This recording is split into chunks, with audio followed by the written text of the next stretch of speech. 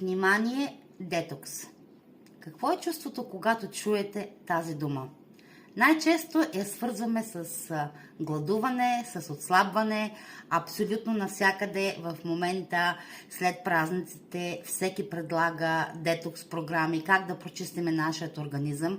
Но нещото, което почти никой не говори, че ние всекидневно имаме нужда да детоксикираме нашето тяло, защото ние всекидневно приемаме храна, приемаме напитки, които по някакъв начин са токсични, и когато токсините се натрупват в организма, тогава наистина имаме от много по-продължително време да детоксикираме нашето тяло. Ето защо е хубаво да го правиме всекидневно.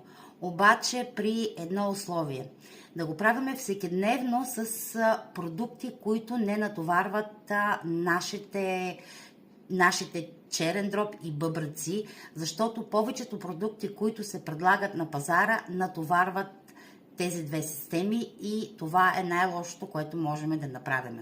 Как да го направим този всекидневен детокс и с какво можем да го направим?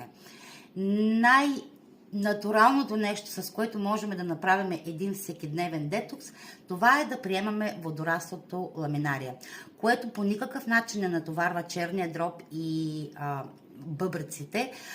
По много деликатен начин изчиства нашият организъм не само от токсини, шлаки, но алгинатите, които се съдържат в самото водорасло, се свързват и с тежките метали в нашия организъм и ги изхвърлят чрез отделителната система. Ако искате да знаете малко повече за водораслото ламинария, не се притеснявайте да ми пишете, да се свържете с мене и също така да ме последвате за още полезна информация.